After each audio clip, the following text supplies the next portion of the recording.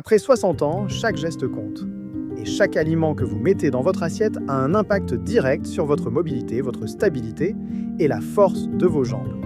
Vous avez l'impression de moins bien marcher, que vos jambes se fatiguent plus vite, qu'elles sont lourdes ou douloureuses à la moindre activité. Ce n'est peut-être pas seulement l'âge. Certaines habitudes alimentaires, que vous croyez inoffensives, peuvent en réalité abîmer vos muscles, affaiblir vos nerfs et saboter votre indépendance. Dans cette vidéo, vous allez découvrir les aliments, et même certains compléments, qui abîment vos jambes à petit feu. Et comment les éviter? Commençons. Première catégorie de produits à risque, les plats conservés dans des boîtes métalliques. Certes, ils sont pratiques, mais leur contenu est souvent contaminé par des métaux lourds et des perturbateurs endocriniens, comme le bisphénol A. Ces substances ont des effets délétères sur le système nerveux et la fonction musculaire. À long terme, elles augmentent le risque de chute, de perte d'équilibre et de faiblesse musculaire généralisée. Quand on vieillit, chaque centimètre de mobilité gagné est précieux. Or, consommer régulièrement des aliments en conserve vous fait reculer au lieu d'avancer. La solution? Privilégier les produits frais, surgelés ou naturellement conservés. Et cuisiner autant que possible avec des ingrédients bruts sans additifs. Deuxième catégorie à éviter absolument: les biscuits industriels et snacks ultra transformés. Ce sont de faux aliments.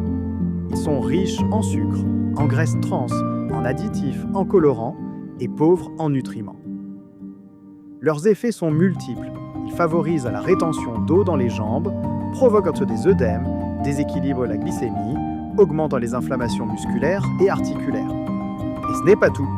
Les acides gras trans perturbent la circulation du sang et bloquent l'oxygénation des tissus musculaires.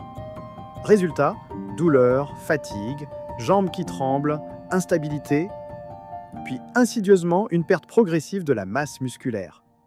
Ce type d'aliment, en apparence inoffensif, favorise aussi la prise de poids, la baisse d'énergie et un appétit difficile à contrôler. Plus on en consomme, plus on en a besoin, et plus nos jambes s'affaiblissent. Troisième catégorie critique, les aliments riches en glutamate monosodique, le fameux MSG.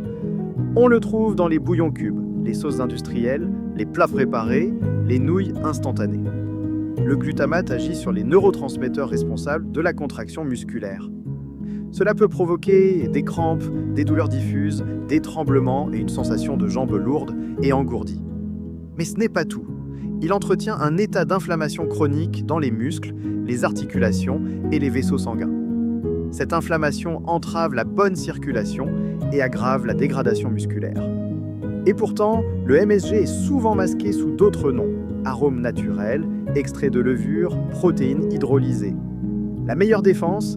Éviter les plats tout prêts et revenir à des saveurs naturelles, comme les herbes fraîches, l'ail, l'oignon, le citron ou l'huile d'olive.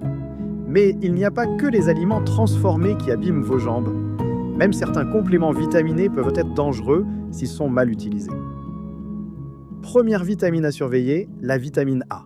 Elle est essentielle, mais un excès, notamment par les suppléments, peut provoquer douleurs musculaires, crampes, fatigue et une mauvaise coordination des jambes.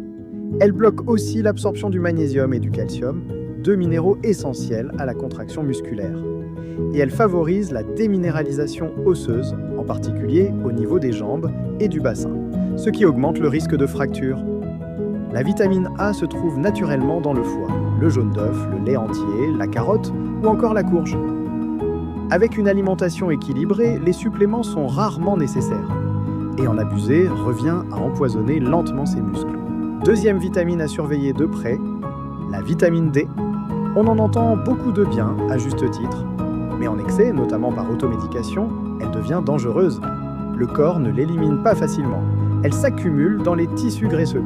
Trop de vitamine D entraîne une hausse du calcium dans le sang, un état appelé hypercalcémie, qui provoque douleurs musculaires, raideur, faiblesse et parfois calcification des tissus mous, notamment dans les cuisses, les genoux ou les mollets. Le résultat? Des jambes qui deviennent rigides, douloureuses et de moins en moins mobiles. Les reins, chargés de filtrer ce calcium, peuvent aussi être affectés, aggravant les œdèmes et la fatigue musculaire. Une supplémentation en vitamine D doit toujours être ajustée en fonction d'une analyse sanguine et du suivi médical. Car dans ce cas aussi, trop peut être aussi nocif que pas assez. Vous l'aurez compris, certains aliments et certains compléments mal utilisés nuisent directement à vos jambes, parfois sans que vous en ayez conscience. Mais il est encore temps d'agir. Corriger son alimentation peut inverser la tendance, restaurer la fonction musculaire, améliorer la circulation et surtout, protéger votre autonomie. Mais pour cela, il faut d'abord savoir si ce que vous consommez chaque jour vous aide ou vous détruit à petit feu. C'est pour cette raison que j'ai conçu un quiz simple, rapide et personnalisé. Ton alimentation te protège-t-elle ou te détruit-elle à petit feu? Il vous aidera à faire le point, à repérer les erreurs invisibles et à découvrir comment réorienter votre alimentation pour préserver votre mobilité et votre qualité de vie. Le lien pour accéder au quiz se trouve dans la bio. Prenez le temps d'y répondre. Les résultats pourraient vraiment vous surprendre. Et surtout, ils pourraient changer la façon dont vos jambes vous porteront pour les années à venir.